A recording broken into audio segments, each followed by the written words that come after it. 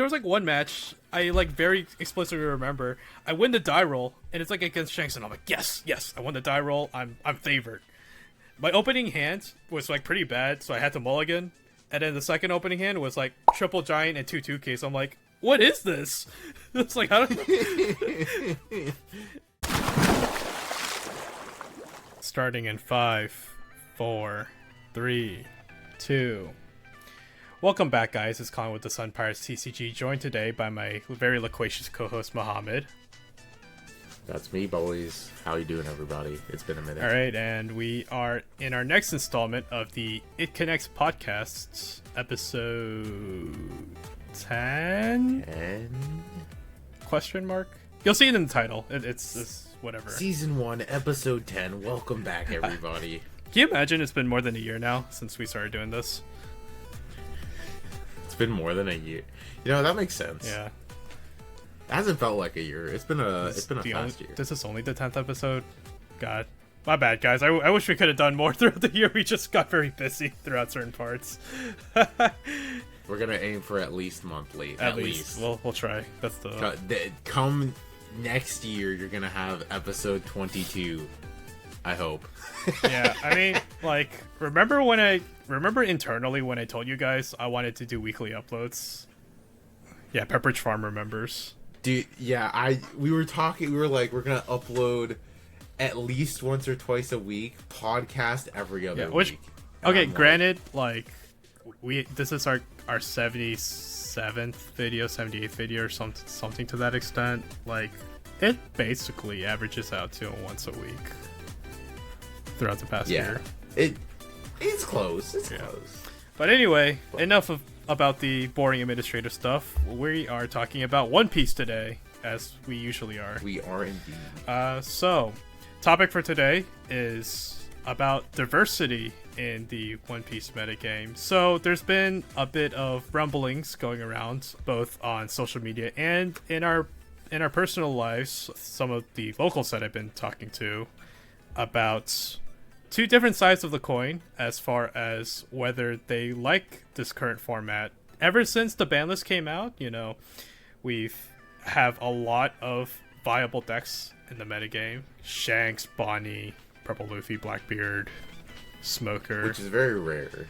It's like... This normally hasn't happened, 5, to my memory. I mean, Reiju's even a viable deck. Usopp. Right. There's actually multiple builds of Usopp that are viable. Multiple builds of Shanks that are viable. Multiple builds of Zoro. Oh yeah, multiple builds of Zoro. I mean, like, when you count the multiple different builds, that's like 10 different decks, 8 to 10 different decks. Even Captain Kid, the yellow Captain Kid's good too. It's like, I was looking at, I think it was the results for the top cut of Paris this weekend, and I believe there's like 10 or 11 unique leaders, not including like unique decks to each leader. Like, there's a number of Shankses. I don't even know if they're all the same Shanks. Right. So it's like, this is the first time I believe in the game's history where we've been in such a diverse format, where instead of it being like people have to make tech choices around what's good, people have to make deck choices around like what they expect to play. Right. Personally, I'm a fan of like fewer deck formats, just because I feel like there's a lot more skill expression when people are playing the same deck, and it's easier to prepare for if you want to play like an anti-meta deck, because there's like less predicting you have to do of what you're going to go against, because there's only like 1 or 2 or 3 really good decks to expect to play against, and that's where like tech choices and like game knowledge really shine, in my opinion. What are your thoughts, Colin? I could keep rambling, but I'll let you give your take first. I'm in the same boat, honestly. Like, I think I enjoy formats more where there's like between 1 to 3 good decks. Not to say that I really enjoy like tier 0 formats like Whitebeard was back in the day. I love tier 0 yeah, formats. And so here's that is the contention right now in the community, right? Is that, you know, there's a lot of folks who are very ecstatic about this format because there's so many viable leaders. So most decks, like, can have their day in an event, right? Like even Yellow Captain Kid could, even though he might be considered like a tier 2, tier 3 deck, can still have its day in a tournament. And same with like a lot of other things like Blue Nami, which just won the Pasadena regional last week as we're recording this. All the different flavors of Shanks and every other deck that we just named earlier. I'm already drawing a blank on how many. That's just how many there are, honestly. There's a lot. And I think for the average One Piece player, it's a good thing, and I see that in a lot of the community that they do like having this very diverse format where like everyone gets to play their own leaders and kind of like specialize in their leaders, and their leaders are actually viable and not totally like blown out of the water like they were during, you know, the Sakazuki era or Whitebeard era. And no, yeah. I like those though, but I'll be the not proponent here. I will say it's really nice to see like all these other leaders get a chance to shine. Like you're normally not going to see Yellow Kid or Green Yellow Law or even like Red Blue Marco currently like do well outside of like this format where they're able to, because of the hits and because of the like adaptations that people have made over here in the West. Like if you look at builds from the East, because the ban list wasn't a thing, Shanks decks could not get away with playing any of the EX deck Straw Hat cards because it just like made them worse versus Dofi and versus Lucci. But now that both of those decks have been reined in, Shanks can play those to like improve his other matchups. Like, not that he had a bad matchup against Bonnie, but getting to play like the Rush card versus Bonnie is good. But stuff like that that's like very interesting to see over here. And it's also like, from like a competitive standpoint, this is the type of format that really tests your fundamentals, because without knowing what you're going to play against, really good fundamentals is what's going to carry you versus like really good matchup knowledge. So it gives like skilled players without much time in the game better odds than players with knowledge on decks but worse fundamentals, which I think fundamentals are very important. You think this might be contentious territory, but do you think knowledge on decks is actually a skill? Is that actually skill expression, or is that just memorization? I think it's skill expression. I think so. Let me elaborate. I think it's skill expression because you have to have knowledge to read a deck. For example, for Shanks, you need to be able to identify what type of Shanks deck they're playing based on like the cards they present to you or cards that they counter with. So if I see a Shanks list playing Yasop, it's more than likely a pure red-haired Pirates deck. I'm not going to expect to see Nami Searcher. I'm not going to expect to see the Sanji 2K or the 5-cost Rush Luffy, and I'll play with that knowledge, and that'll like inform me on like the average number of bricks or 2Ks to expect in that Shanks list.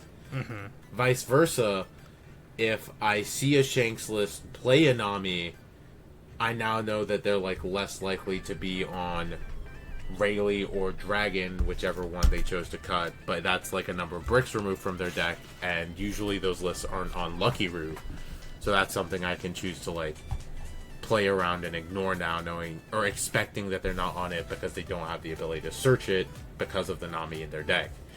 So it's like things like that are very, I think that's like a skill to like be able to make reads based on that knowledge.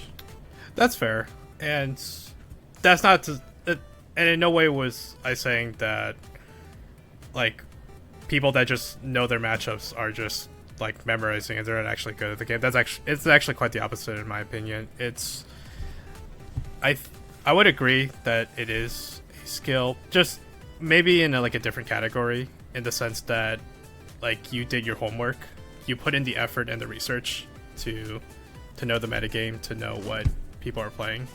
which is important. Right, exactly. Like, you should be rewarded for that, as opposed to people that basically did not do their homework, right? Right. It's like a matter of research, right? Like, not... Like, I'm not going to tell you to know, like, the entire card pool. If someone comes over and is like, yeah, I lost to Burn D World, I'm gonna be like, that's crazy. It's unlucky that you didn't know what that card does. But, like, I'm never gonna expect you to know what Burn D World does until you... The 100,000 power guy or whatever it is. Yeah, exactly. It's like Dawn -8 or something. He gets, like, plus 92,000 power or something. He, like, becomes 100k attacker. It's like, yeah, of course. Like, unlucky, man. Your opponent resolved Burn D World against you. You lose. But it's like things like that. Like, I'm not going to tell you to know everything in the book, but, like, if you're playing against a Shanks deck and they play Uta Searcher, you better know that they're on Lucky Roo. They're more than likely on 7-cost Newgate. They're likely on Yasop, and that's, like, stuff you should play around. Like, it's like knowledge like that. Or, like, similarly for Bonnie, if they're for some reason still on, like, the hybrid build, like, if they show you a baby 5, you'll know that they're on more 2Ks than normal, because they're also playing the Don Quixote family 2Ks, and they're also likely going to be on more copies of the 10-drop Dofi because he's searchable, versus being on copies of, say, Secret Rare Zoro or 9-cost Film Shanks, because their boss end, their top end is searchable versus not searchable.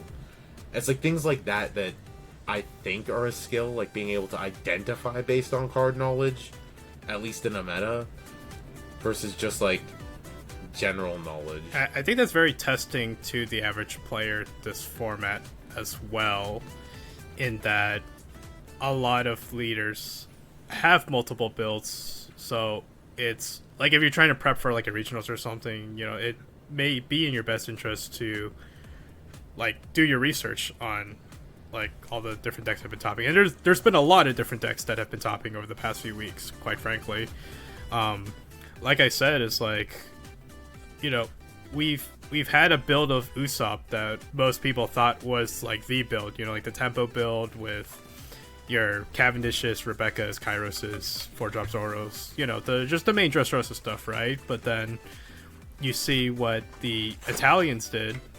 Was it the Italians again that made this? It was one of the Europeans. I'm not sure which. I'm so sorry if I misidentified. If I misidentified you guys, like I think it was like either the French are. Yeah, the French. I am so sorry, guys. But yeah, but in Europe, there's the Europeans. There's a few guys that put together that quadruple Houndblaze Usopp that's playing like Rebecca Hina and like a bunch of like other just generically good black and blue cards, and just very minimal. It's trying to play like Sakazuki. Yeah, exactly. It's literally like Sakazuki. It's a very cool build, and it's working. It did.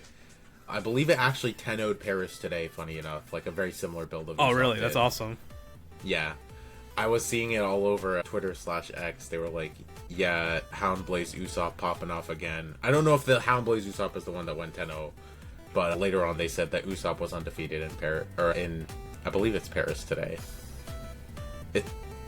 I think it is. Anyway, it's a European regional that happened this weekend at time of recording. But yeah, it's very interesting to see like all these builds developing, and I know it sounds tough or annoying, but like doing research into knowing like the card pool for these decks and identifying what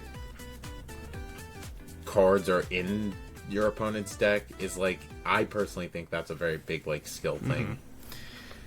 Because it's time that you have to put into research to be able to do it, which in my opinion makes it a skill more than like a knowledge check. All right, now let's flip the argument around. So there's a lot of folks I've heard that have some gripes with the format, and one of which is the sort of the lottery system in your matchups when you're going to a big event.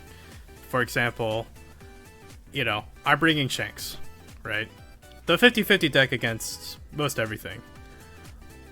And then round 1, I get paired into a Nami. It's like, oops. You know, that's my 30% matchup, right? And then next round, I go up against a purple Luffy, and they went first. And they got the good cards, like Zorojuro, Luffy Taro into Sangoro into 9-drop Luffy. I didn't have any control over that. I just lost 2 rounds for no reason. I mean, there's always things you could do to, like, try and help with your bad matchups. I'm never saying to just, like, accept... Like, of course, there are losses you just can't avoid. And I'm not going to, like, argue, like, back and forth eternally on stuff, because then we'd be here for ages, right? Because ultimately, while you're unfavored in matches, it ultimately comes down to, like, the way you drew, the way your opponent drew, and the way you both played out, and who made the fewest mistakes. I will say that this is, like, another reason that, personally, I'm a proponent for, like, fewer deck metas, because, like, there's less matchup variance. But even looking at this format, I spoke with Yost at the Virginia Beach Regional, and the reason he brought Shanks is exactly that. He expected to play at least 7 different decks, and I believe he played 8 different decks, and he just took the deck with the best 50-50s, and he got second place. So it's just things like that, right? You just, like, play for whatever you expect to see, and, like, with a meta this open, he made a correct choice. By comparison, in my round 10, the person sitting next to me said he had played 7 Shanks mirrors, and it's like, can it happen? Yeah, he played the Shanks mirrors 7 times. Is that what I expect to happen? No, but, like, did it? To him it did. To me it didn't. Right, but that's just, like, the way the cookie crumbles. But, like, that's the point I'm raising. It was like, again, it's like, my personal take on it is, I think it's fine to have a lot of different decks. Now, personally, as from a competitive standpoint, I think I'm more aligned with you that it's easier to work with fewer good decks in the metagame, right? It's just, like, less research you have to do, and you can do more target. Like, with the limited amount of time you have, it's easier to do more targeted testing for, like, your handful of important matchups, as opposed to, like, right now, where it's like, yeah, if I'm practicing Shanks, I have to practice against, like, 9 different leaders, it feels like, you know, and maybe even, like, more different archetypes, like, within the same leaders. Like, for example, if we went back to look at, like, OP-8.5 format, which was Dallas Nationals, there were 3 viable decks. You either played... Like Lucci, BY. Lucci, BY, or Dofi. Those were, like, the only 3 options. And each of those 3 decks had tech choices you could choose to play to make your worst matchup I think better. This was after Nationals was OP-7 for Dallas. Was it? Yeah. It was OP. It was that. Yeah, it was a super weird format where RP Log, like, just got banned, and everyone and their mother played BY Luffy. Maybe. Oh, you're right. All right. Forget that. OP-9 format. Still same format. Yeah. OP-9 Nationals in January. Cross 1 on BY. Yeah. Top cut was BY, Lucci, you name it. But the 3 decks you'd expect to play the most were still Lucci, Dofi, and BY. Yeah, that's fair. And each of those 3 decks had, like, tech choices to, like, help make their matchups better. Like, Dofi played Jozu to help with the BY matchup. Lucci played Kaido to help with the Teach if you, like, expected to run into one Teach and switch, but also the BY matchup. And then BY was playing tech to not lose to Teach, which was Gum Gum Bell, to help rip your life and awaken yourself. But it's, like, things like that where, like, there are only 3 decks to expect, and, like, slight tech you can make to make either your worst matchup that you might expect to play better, or, like, make some of your bad matchups more even. I prefer significantly to what we have right now. The, like, random, like, because it's in formats like we're in right now, when there are so many decks you could play against, the best thing you can take is pretty much Shanks, which has like a 50-50 into everything bar Nami. Mm-hmm. Because it's like, it's too hard to try to tech against everything. Right. Like, as someone playing Dofi, I can't tech for Shanks and Lucci and Nami and Bonnie and Marco and Lim and Purple Luffy, and like the list goes on. Like, by the time you're done teching, your deck is just like only tech cards and none of your actual deck. And right. Your deck doesn't function anymore. Right. But then it's like, it becomes a question of what do you sacrifice? What tech choices do you sacrifice to like improve your matchups? Like, you try to put in the techs that are like sweepingly powerful into everything, but there is no just like one card fits all answer in like the game currently. So you're just like putting these formats are what, again, I think test fundamentals the most, because there is no way to just like tech for everything. Like, the format's too wide open. If you take us back a few months to, like I said, OP-9 format, which was also Worlds format, there were only so many decks you could expect to play against, and like, it'd be relatively easy to tech for them because of that. Yeah. Because if I'm only expecting to run into a field of like Lucci's and Dofis, I'll just like play a BY deck that's geared to have a better matchup into Dofi, because I already have a really strong matchup into Lucci, because Sabo just beats that deck into the ground. Yeah, and could you elaborate a bit on what we mean by testing fundamentals? So is it like the decisions you make like in a game, like your, like, I guess your game sense, so sort of?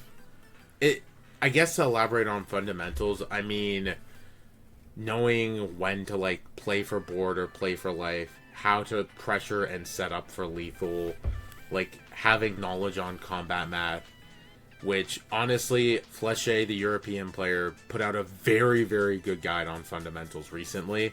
We'll try to link it in the description since he made it free to everyone and available on his Patreon. But he does a very, very good job of explaining doing lethal math, which is something people honestly struggle to comprehend. Because at the end of the day, if I have like a 3-card hand and 1 life, my hand can only have 3 2Ks in it.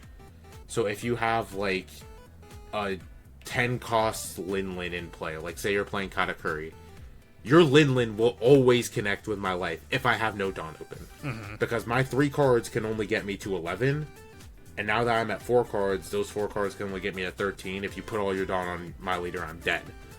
But like, now the map changes if I have more life, if I have a blocker. It's like, being able to like figure all that out is a huge fundamentals thing that a lot of people will just like not practice or not put in the time to learn, and they'll just like kind of just learn how their deck functions. Like a Purple Luffy, like a lot of Purple Luffy players will pick up the deck because it's very easy and straightforward in what it does and very powerful in what it does, and they'll try to use that to carry themselves. But in a format like this, where deck knowledge is important and fundamental knowledge is important, knowing how to set up a lethal and how to swing the most optimal numbers for a lethal is way more important than knowing how to pilot your deck, in my opinion. Yeah, I think certain decision making on the fly too, like making reads, is something that you alluded to. Yeah, making reads, adapting your plays. I remember watching Yost at the Virginia regionals, and like something he was doing a lot was bluffing Red Hawk, like just like leaving 2 Dawn open when he didn't have to commit the extra 2 Dawn on that turn, and then people get like psyched out and they try to play around the Red Hawk when the actual correct move was just to like call him on his bluff. And exactly. It's like sometimes they're justified for playing around it, other times they're not, and it really depends on like, can you make that decision on, like, can you make that assessment on if you can even afford to play around the Red Hawk or not? Because like, if you play around the Red Hawk, do you lose the game thereafter? And like, that's what I think, that's where fundamentals comes in, as like that forward thinking of, okay, if I try to play around the Red Hawk, what happens? Am I going to overcommit my Dawn to where like I can't kill him through, like an extra 2k in his hands or what have you? Things like that. It's like some of those times he bluffed it was like really cool, where it's like it takes either a really bad player or a really good player to make the right call there. Because I feel like a medium player that's aware of what Red Hawk is to Shanks might like overthink it, but then like a really really good player will just make the sole read that he's bluffing, or a really bad player just won't even know what Red Hawk is, and they'll just like go for it. Right, but it also comes down to like knowledge on, am I dead? Yeah, the next exactly. turn? Like you have to be able to make a read on your hand, because if you look at your hand and you look at the board state, because in those types of board states, your face is way easier to connect with than your board. Because if, for example, like say he has a dragon in play, which I imagine Yoss did have a dragon in play. The dragon's a 9k base, and his leader's a 5k base. It is significantly easier to get cards out of him by going at his face than going at his dragon, because you have to put like 4 more Dawn to connect into his dragon at all. But if you put 4 Dawn on something and go into his leader, that demands 5k in counter or 4k in a leader ability. I think another cool example too was actually the finals of Virginia with the purple Luffy player. I'm forgetting his name, but the champion of that regional, when he was playing versus Yost in the finals, there was more than one occasion where he would put out the 9-drop Rush Luffy, and there's like a rested 5-drop Luffy on Yost board that's just like an easy pick, and he's just like, nope, go face, like don't care, I'm gonna outrace you. But it's like, that's not an easy assessment. Like, yeah, it's easy to be like a third party and be like, oh yeah, I mean, he's just going Unga Bunga going face, like he's just smorking him, right? But that's actually like not an easy decision, because it really comes down to a lot of matchup knowledge. It comes down to the matchup knowledge, like what Yas is capable of on his falling turn, and like the counter that you have, and like assessing if you can win the race, because you don't always win that race as purple Luffy. Sometimes the 5-drop Luffy in red can outscale you depending on the board state. So it's just like, I think that is fundamentals, is making that assessment on the board and just seeing like if you're actually the beatdown in that board state, because sometimes you're not. Right. It's exactly that. It's being able to identify when you're in danger and how to put your opponent in danger. And I think that's like huge besides combat math. Because, and we keep referring to this a lot because it's the most recent thing in our memory, because this regional happened last week and we were there in person watching it happen. But you'll see like in game 2, the Luffy player we can obviously say in hindsight looking at it, but in game 2 of their best of 3, the Luffy player made a mistake ignoring the red rush Luffy for too long, and it outscaled what he was able to do because he didn't have an opportunity to like lethal him after. Like he made the incorrect read of like not going for the clear on it when he had the opportunity to, and because of that he fell too far behind. But you see him like later on in game 3, even though like he establishes that same Luffy, he's so far ahead in cards in hand, he's so far ahead on board, and so far ahead on life still, with like an active giant he can use, that he had the leeway to ignore the Luffy and just put Yas 2-1 and say, if you do not kill me this turn, you are just dead. It does not matter if you set up a blocker. I searched a new Sohachi. And Yas just like had to accept that. But it's like being able to make those like reads and making those like identifying plays that will like separate like the average player or the good player from like the great player. And that's what I think is good about this format. Yeah. Not that fundamentals are ever not important. They're always important. But like these very diverse formats test that the most versus like matchup knowledge. Like Sakazuki format was like a great example of like a matchup knowledge format where, yes, did your Morias matter? Yeah, they did. Like if I saw 3 Morias and my mirror match opponent saw no Morias, I'm in a favored position. But like there are things you can do to like win through one Moria on like the other side of the table, which just comes down to like knowledge on the matchup and being able to correctly read and punish it. Yeah, like I've definitely won and lost games in the Sakazuki mirror, and even versus Gecko Moria leader, where like the person that actually had less Morias was the winner, just based on other factors and based on like good decisions that they made to like, you know, like had that additional pressure to get past the resource advantage. And like, again, it's like we're just gonna get into like a back and forth, so I don't like want to beat this over the head too much, but that is like kind of the contention between a lot of players, is that is it preferable to be in that type of format like the Sakazuki format, where competitively it felt more, in a way it felt more satisfying if you were a Sakazuki player, because you know you knew you were gonna have to play a bunch of mirror matches, but like when you win those mirror matches it felt good, because it feels like, and it's not always the case, but it feels like you managed your resources better, that you made better decisions and better like micromanaging and whatnot. Or is it more satisfying in this current format where like you get to play a leader that not everyone and their mother is playing, and you know that you have a fighting chance potentially, but you do have to get lucky with some of your matchups on the TCG Plus lottery? I guess what is preferable there? But again, it's one of those things where you can't really satisfy everyone, right? Like you can't please everyone. Exactly. I think as a competitive player, personally, like I keep saying, I prefer when there are fewer decks, just because it lets me demonstrate like a skill difference between like me and my opponent, because we're both playing like similar cards or a similar deck, and even like if there's a benefit to going first or second, usually I'll preface this because like, and like the purple Luffy mirror, like whoever goes first is favored, things like that. But usually it's been the case where curve doesn't matter as much, and it ultimately comes down to like player skill and like optimization.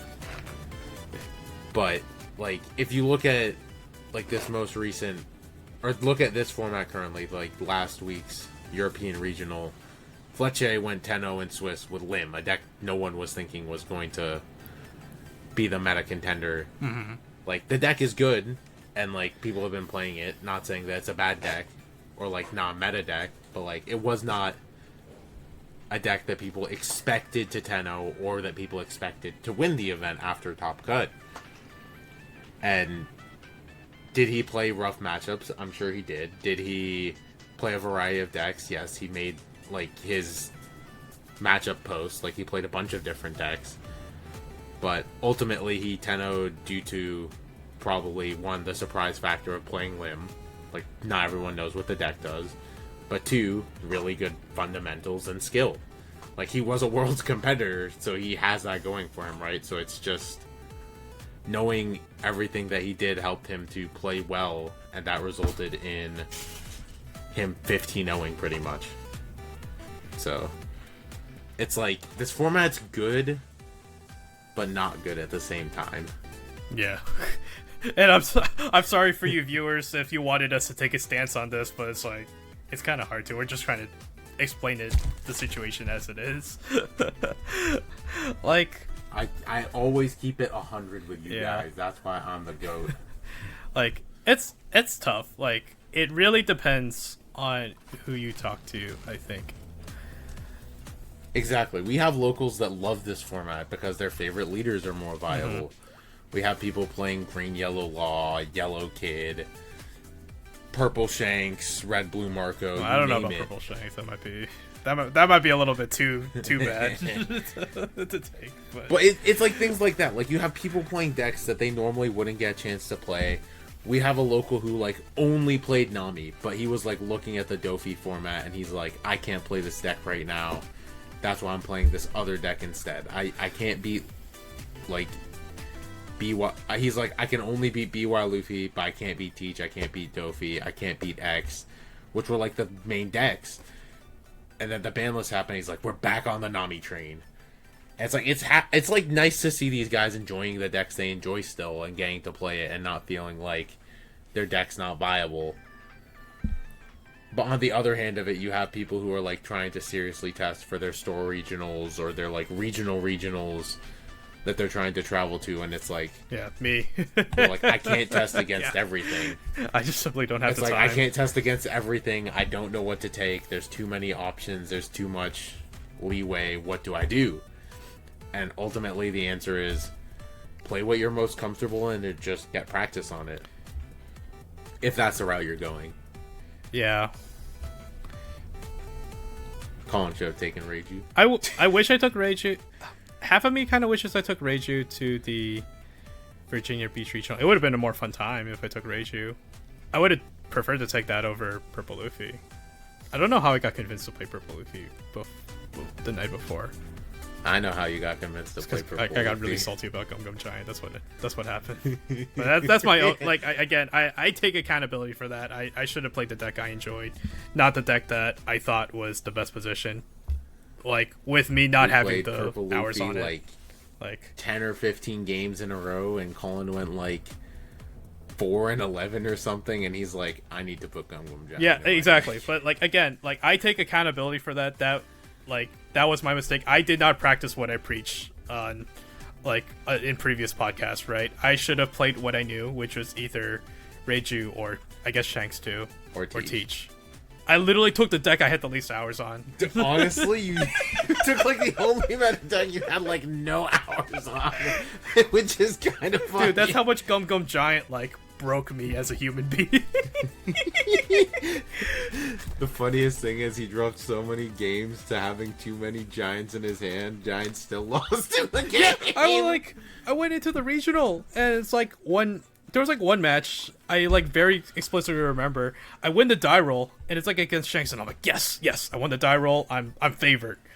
My opening hand was pretty bad, so I had to mulligan. And then the second opening hand was like triple giant and 2/2Ks. I'm like, what is this? It's like, I don't know. And then like I would like go giant, and then I would pitch my Zoro Juro, and then I would draw 2 more Zoro Juros. And I'm like, this is a joke, right? And then I see Arvin, and he's also playing Purple Luffy, and he goes like, perfect curve, like Zoro Juro Luffy Taro San Goro 9-drop Luffy, hold the Dawn up. And then he'll go like, Gum Gum Giant, pitch a brick, draw 2/2Ks. Like, I can't do that. Like, why can't I do that? Why am I not talented? Sometimes people don't think it'd be that way, but it do. Oh my gosh, I don't know. I feel like how do other people, Purple Luffy players, please say in the comments, how do you guys make it work? I can't do it. How do you guys? You have to believe in the heart. How do you guys of always cards. curve out so perfectly?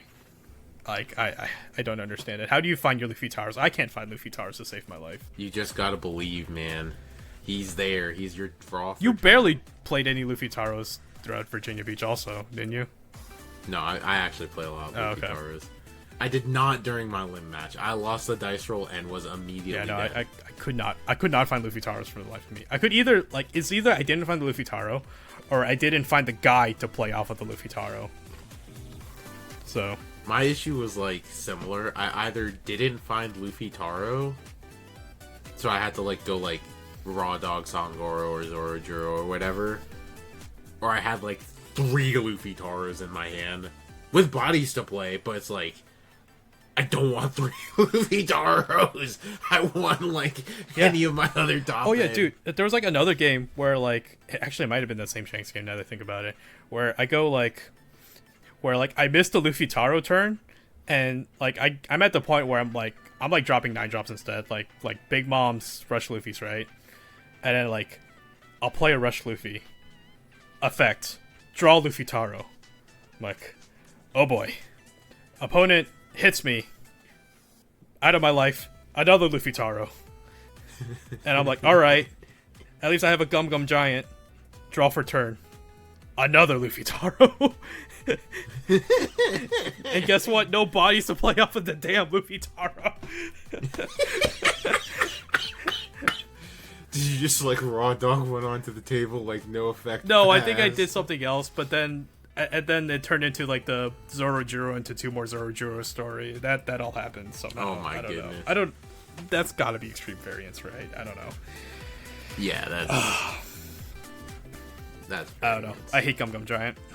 Card should have been banned. I love Gum The Gum card should have been Giant. banned, Nah, so card shouldn't like, be banned. so I would Nah. never get screwed over by that card. I lose to that card too much. I still stand by the best way to nerf purple going forward is to ban 9 Mom or make it leader locked. I don't know. These Luffy ramp decks should not be able to play 9 I think these Mom. Luffy ramp decks should not be able to counter for 4K for no reason. Literally no reason. I don't know. It's man. literally no Some reason. of them don't even play 4 Giant. I guess so. I guess I'll segue into my next point though. So now that we're like about a month and a half deep into this, did the ban list hit? Like, did the ban list do what it needed to do since our last podcast? Truthfully, yes. Okay, well, again, it depends on how you want to view the format. Did it nerf the decks that were at the top? The answer is yes. BY Luffy isn't putting up results anymore because it's dead. BY Luffy's a dead deck. I'm so sad. Lucci is putting up fewer results because he does not have that default Moria power play. Dofi is no longer the top of the meta, which was what people wanted. They wanted... The best way to form a meta is to nerf what's good, but not straight kill it. In my I opinion. think they killed BY. Because you want decks to stay good, but you don't want them to be overbearing. You want to rein things in, which they did do with Dofi. By removing Jinbei, while the deck is still good and it's still putting up results, and you can see that from the past few regionals, he is no longer like the largest meta share, and he's less overbearing. You no longer just get rolled on turn 2 when they just like go Perona on 1, leave Jinbei on top, Jinbei Weevil draw a card, next turn Jinbei Weevil draw a second card, swing 7 at you 3 times. Yeah. But I still maintain that Teach was probably the better hit to the deck. I think Teach was the better hit to the power of the deck. Not the power. To the consistency of the deck without nerfing its ability to search or, like, overwhelm you. Like, Which is what you want to be able to let an aggro deck do. Because Jinbei is only as good as the cards he can play, and that's kind of proven by the fact that the deck is still playing up results. Jinbei wasn't the problem. Jinbei just enabled the strong again, cards. it's always the age-old argument: do you ban the enabler or the payoff? Right? Sometimes it's one, or sometimes it's the other. I don't know. Like, hitting the Like, it's fine. enabler in this case worked Yeah. out because the deck is still powerful at what it does, but it's not nearly as overbearing, and it's not going to high roll you nearly as consistently when it has like 4 bodies on turn 2. Yeah, I mean, Dofi's still a great deck. Like, people still top with it, like, pretty frequently. Exactly. But like, Enel not being a deck is a little unfortunate. Like, I get that Raigo was, or Kingdom Come was very strong in that deck and felt very oppressive. But I don't know if removing Enel from the format is the best. He might make a resurgence with the extra booster, we don't know. He might have lost. It might not have been the loss of Raigo, but more so the improvement to Teach that pushed Enel out of the format. I'm not 100% I think sure. with Shanks too being as, I think Shanks might be positive in that matchup now that Raigo is gone, because like I just start dropping 10 drops. What do you do, right? Like, Yeah. like the 10 drop Shanks will always, like, ideally would always outclass any boss monster that Enel puts out, right? Like, for the most part, Yes, like I don't think they your have boss Yamato becomes an 8K. I swing 12 into your 8K. It's like, and like Enel is like that's how you beat Enel, is that you rip all their cards out of their hand from counter, right? It's like you force them to counter for their bodies. So that's probably why. and with them trying to curve out now, they they don't have the ability to poke 5 into and you. especially too, it's because of the like Shanks leader. with Raigo being gone and like green decks like Smoker and Bonnie, they make a Captain Kid board with a Tashigi behind it. It's like you cannot. It's like you basically cannot break that I mean, board. if they made a Captain Kid board with a Tashigi, you already couldn't really do much to it. Well, you could like Kuzan plus Raigo, like in JP format back then, but it's like That's like so specific though. yeah, but it's like now you like super cannot break that board. Yeah, that's So- fair. But yeah, it's like Enel got hit as what was expected to be a very dominant deck, which is fine. Like, again, the banless day's job, it hurt one of these decks that was performing. I don't know if they needed to hit it, but they did. Lucci has been reined in. He no longer has, like... I think to play Lucci now, you need really good resource management. You don't have, like, the get out of jail free card that Moria was to, like, get back your Rebekahs, get back I think your... the biggest thing was actually Ice Age. Your Luccis.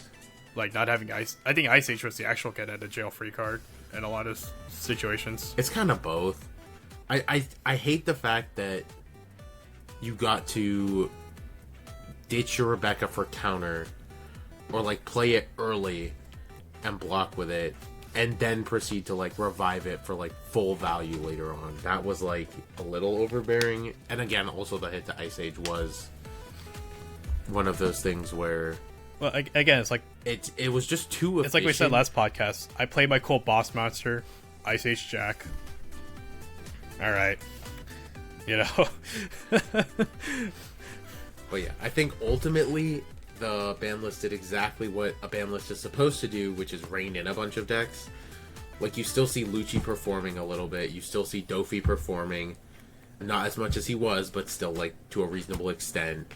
And then BY and NL have kind of fallen out of the format. BY especially, he doesn't really have, like, a strategy anymore, especially since Teach is much more dominant now.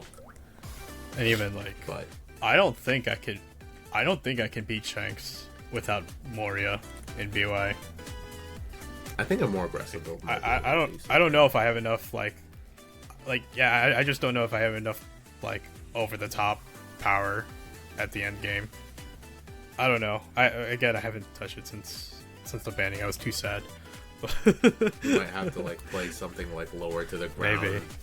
Then like play more of like an aggressive build, trying to like tempo out with aces. Again, this is all theory, but that's for maybe we'll another day. cook. Maybe we'll make a video out of it. Maybe I'll take it to one of my online regions. Yeah. Well, that's your tournament entry. Hey man, I get some booster packs. But yeah, But I don't know. This is a very interesting format we're in. I'm not the biggest fan of it, but it's good for the game. It's at least, I think it's good for getting people into the game because there's a lot more options they have to get into the game with versus if I tried to get someone in during OP-9, I just tell them to play Dofi. I just tell them buy 2 of these starter decks and you're golden. bizarrely, as much complaining as I've been doing for the past like 40 something minutes, I'm actually having more fun like this format. Like now, again, competitively, I'm at a loss. I'm like going through a deck crisis. I don't know what I'm doing. Aren't we all? Yeah, but like as far as like actual gameplay, I'm actually kind of enjoying myself. Now, like, yeah, there's quite a few games where I'm like no free will. I just, I'm playing Shanks into a Nami. Whoop-de-doo, right? Or like, if I'm playing Purple Luffy, I might accidentally run into a Bonnie. Oops. But otherwise, it's like, the gameplay loop hasn't been the worst. Like, because for a lot of decks, even your unfavored matchups isn't like hyper unfavored with a few exceptions. Like, for example, Teach, right? Like, there was a week where I was just like practicing Blackbeard, and it's like famously we feel like the Zoro matchup is like really bad, but honestly, it's like, and shoutouts to Abster TCG because he had a really cool video showing how he approaches the Zoro matchup. Honestly, it didn't feel that bad.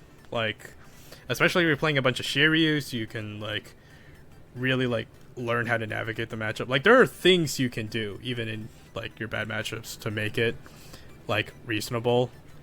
And and like the data shows, like the sim data, if you like ever watched like those like Eggman meta report videos, like when you see an unfavored matchup, it's only by like, you know, Like 5-6% tops. Like the really bad ones might be like a 60-40. I think like Shanks and Tanami is like 70-30. Nami favored or something like that, but otherwise like some of the like going first, going second ones will be more skewed. Yeah. But for the most part, it's like most matchups are like 60-40. yeah, at like worst, I'm actually which, having like, fun. It's like, yeah, I complained a lot about losing to Gum Gum Giant. Yeah, sure, but it's like there's still really close games that I'm getting. So, you know, I can't be mad. Like I can't be like absurdly mad at this format because I think this is what people wanted for the most part. Like if we're talking like 3 to 6 months ago, when we were probably on the opposite side of the argument, being like, oh man, this is too few decks in the metagame. Black is ruining everything. Just play a Gecko Moria deck or you're throwing. Play a Dofi deck or you're throwing. Right? And now we kind of got what we asked for, or like what a lot of people in the community asked for, which, you know, can I really complain? Not especially, I don't think. Now I'll ask you this. It's my turn to pose a question. With the coming of OP-11, do you want them to revert some of the changes? Do you think that would give us a more interesting meta? I'm trying to think of what change would actually like revert. What reversal would I on the ban? Like you're saying like Unban Moria. like yeah, unban Moria. Unban Moria. Unban Raigo. Unban Jinbei. Leave Ice Age banned. I don't think that's good enough. Like, cause the honest truth is that like Blue Purple Luffy was already tearing shit up in Asia before the bans were even announced. So with like, the bans, we see these aggro decks have risen to compensate. Do we think like I don't know? I feel like there's so much room for like so much potential for like a triangle format if they like do some unbans or some bans. I prefer not to have cards banned personally. I like to play with more cards, but when it's necessary, I understand. And right now, Blue Purple Luffy, from what we can see, is very dominant and like a very large share of the meta. Either stuff needs to come back or something in that deck needs to be hit. I think that Purple Mom should be the card that gets hit. That way, the deck still exists and it does not hit Green Purple, which, while it's the second highest share of the format, is very close in share to like the other decks competing against Blue Purple. So that's my take. the only thing is that like, what's the common denominator between both of those decks? It's Gum Gum Giant, right? Right, but Green Purple isn't putting up nearly as many results, and it's like Green Purple is much closer to the results of like the everything else meta share than it is to the shares of Blue Purple. Sure. It's tough. But that's what I'm saying. I think if they, but my honest, I still feel like Blue Purple still survives as a deck even without Gum Gum Giant, because like they don't even play a full play set of it. And, but that's what I'm saying. That's what I'm saying. Not to hit the Giant. That's what I'm saying, to hit the Mom. Because I think the deck can survive with the Giant without the Mom. They just have to adapt their strategy. They have to like gain mid game survival. I guess it's losing Big Mom too big of a hit. That's what I'm kind of wondering. I think it just means they can't play like these very greedy builds. Like a lot of builds play to try to like triple ramp. I guess I will say the core of the deck, like that leader ability, is just so inherently strong that you can probably figure something out without the Big Mom. So exactly, I think drawing 2 cards a turn of your choice is very strong. Yeah, I could see that. Maybe the answer is to hit both Giant and like Big Mom, actually. I think if you hit both, you just killed every purple deck, man. No, you can play other purple decks, just like non-Straw Hat purple decks, which might be... Name a good non-Straw Hat purple Reiju. deck. That's not a purple deck. It literally plays like 90% purple cards.